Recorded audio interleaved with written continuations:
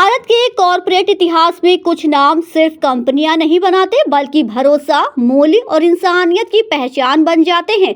रतन नवल टाटा ऐसा ही एक नाम है। 28 दिसंबर 1937 को जन्मे रतन टाटा न सिर्फ एक महान उद्योगपति थे बल्कि वे सादगी, नैतिकता और संवेदनशील नेतृत्व का प्रतीक थे। 9 अक्टूबर 2024 को उनके निधन के बाद भी उनका जीवन आज हर भारतीय को प्रेरित करता है। रतन टाटा का बचपन आसान नहीं था। माता पिता के अलगाव के बाद उनकी परवरिश दादी नवाज़बाई टाटा ने की।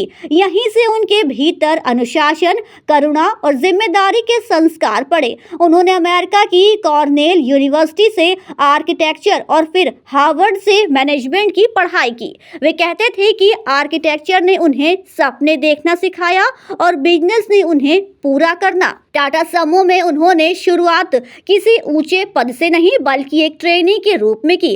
खदानों और फैक्ट्रियों में मजदूरों के साथ काम करते हुए उन्होंने जमीनी हकीकत को समझा। यही वजह थी कि उनका नेतृत्व हमेशा इंसानों को केंद्र में रखकर रहा।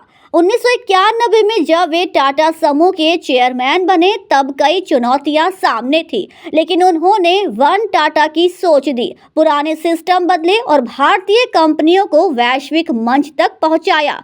टेटली, कोरस और जैगुआर लैंड रोवर जैसे अधिग्रहणों ने दुनिया को दिखा दिया कि भारत सिर्फ उपभोक्ता नहीं बल्कि वैश्विक निर्माता बन चुका है। रतन टाटा का सबसे भावात्मक सपना था टाटा नैनो, आम परिवार के लिए सुरक्षित और सस्ती कार। भले ही ये प्रोजेक्ट व्यावसायिक रूप से सफल न हो पाया, लेकिन इसका फायदा आज भी करोड़ों दिलों को छूता है।